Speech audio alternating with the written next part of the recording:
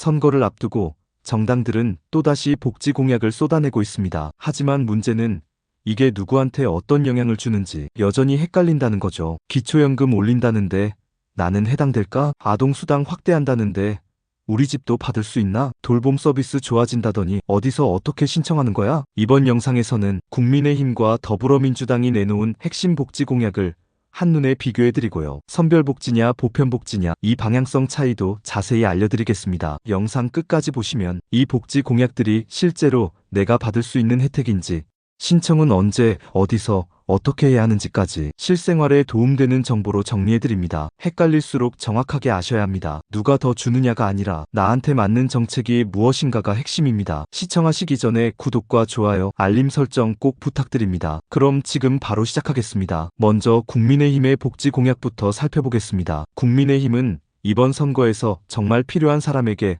더 두텁게를 기조로 선별복지 중심의 접근을 내세우고 있습니다. 기초연금 인상에는 동의하지만 전체를 올리기보다는 저소득 고령자에게 집중적으로 인상하겠다는 입장입니다. 즉, 소득 하위층은 더 많이 받고 상위층은 현행 유지하는 방식이죠. 또 하나 주목할 만한 공약은 5인 미만 사업장의 유급 공휴일 적용 확대입니다. 지금까지는 대기업과 공공기관 위주였지만 이제 영세 자영업자와 비정규직 근로자도 더 나은 근로 조건을 갖추도록 하겠다는 겁니다. 그리고 중소기업 퇴직연금 제도 개선도 공약에 포함되어 있습니다. 노후 준비가 어려운 근로자들이 보다 안정적으로 퇴직자금을 마련할 수 있게 돕겠다는 취지입니다. 반면 더불어민주당은 어떨까요? 민주당은 이번 선거에서 아주 분명한 방향을 제시했습니다. 국민 누구나 기본적인 복지를 보장받아야 한다. 한마디로 보편복지 확대입니다. 대표적인 공약을 보면 기초연금을 월 40만 원까지 인상하겠다는 계획입니다. 현재 월 최대 30만 원이 지급되고 있는데 모든 어르신에게 10만 원씩 더 주겠다는 거죠. 아동수당 확대도 눈에 띕니다. 지금은 만 7세까지 지급되지만 이를 만 18세까지 확대하겠다고 밝혔습니다. 사실상 고등학교 졸업할 때까지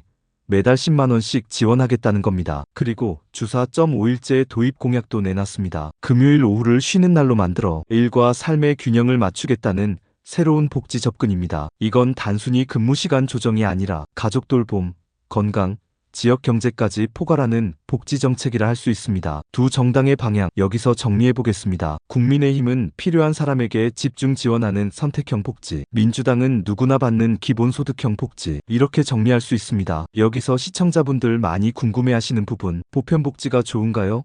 선별복지가 좋은가요? 정답은 없습니다. 각자 장단점이 있기 때문입니다. 보편복지는 국민 모두가 받기 때문에 형평성과 사회적 신뢰를 높일 수 있지만 그만큼 예산이 많이 필요합니다. 반면 선별복지는 예산을 절약하고 효율성을 높일 수 있지만 복지 사각지대나 상대적 박탈감이 생길 수 있다는 문제가 있죠. 그래서 중요한 건 지금 우리 사회에 그리고 내 상황에 맞는 방향이 무엇인가 이걸 따져보는 겁니다. 자, 이제 현실 속 사례로 들어가 보겠습니다. 먼저 국민의힘 공약을 기준으로 기초연금 수급자인 서울의 75세 김봉순 어르신 이야기를 들어볼게요. 김봉순 어르신은 국민연금이 거의 없고 기초연금과 자녀 용돈으로 생계를 유지 중입니다. 현재는 월 30만 원을 받고 계신데 국민의힘 공약에 따라 소득 하위층으로 판단될 경우 월 40만 원 이상 받을 수 있는 대상이 됩니다. 다만 중위소득 이상의 어르신은 변동 없이 현재 금액이 유지될 수 있습니다. 이건 결국 누가 더 필요한 지원을 받게 하느냐, 즉 형평성 vs 실효성의 문제입니다. 반면 민주당의 공약이 실행되면 김봉순 어르신의 소득에 관계없이 전국 모든 어르신이 40만 원을 받게 되는 구조가 됩니다. 또 다른 공약, 아동수당입니다. 민주당은 만 18세까지 지급을 확대하겠다는 계획을 밝혔습니다. 이 경우 초등 1학년부터 고3까지 총 120개월, 자녀 1명당 최대 1,200만 원의 현금 지원 효과가 생기게 되죠. 인천에 사는 맞벌이 부부 정성우 김유진 씨는 현재 6살 딸을 키우며 매달 10만 원을 받고 있지만 내년부턴 지급이 종료될 예정이었습니다. 하지만 민주당 공약이 시행되면 고3까지 끊기지 않고 지급을 받을 수 있게 됩니다. 사교육비, 문화비, 간식비에 도움이 되겠죠. 국민의힘은 아동수당 대신 초등 돌봄 서비스 강화와 지역 돌봄센터 확대에 중점을 둡니다. 현금보다는 서비스 중심의 지원인 셈입니다. 같은 부부라도 퇴근이 늦고 아이 돌봄이 고민이었다면 국민의힘의 맞춤형 돌봄 지원이 더 적합할 수 있습니다. 이처럼 복지 정책은 단순히 누가 더 주느냐가 아니라 내 상황에 맞는 구조인지가 훨씬 중요합니다. 그럼 여기서 드는 또 하나의 의문, 이 모든 공약 돈은 어디서 나오나요? 민주당은 복지 확대를 위한 재정 확보를 강조하며 부자 증세, 법인세 조정, 건강보험 국고 지원 확대 등을 언급했습니다. 필요하면 증세도 검토할 수 있다고 밝혔습니다. 반면 국민의힘은 증세 없이도 가능하다는 입장을 고수하며 기존 예산 재조정, 재정 낭비 축소, 민간 협력 확대로 재원을 마련하겠다고 설명하고 있습니다. 쉽게 말하면 민주당은 복지를 위해 예산을 더 쓰겠다.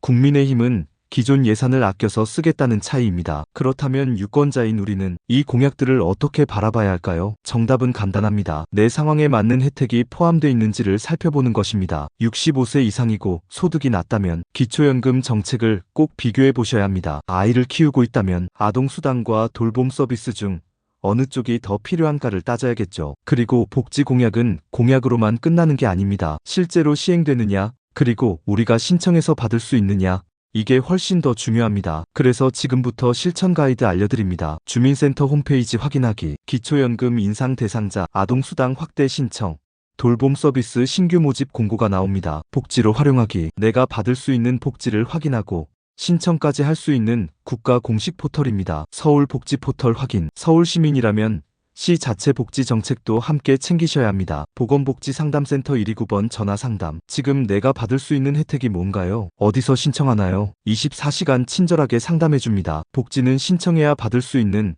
내 권리입니다. 정부가 알아서 챙겨주지 않습니다. 구독, 좋아요, 알림 설정으로 다음 영상도 놓치지 마세요. 내일이 더 나아지길 바라는 내일정보TV였습니다. 감사합니다.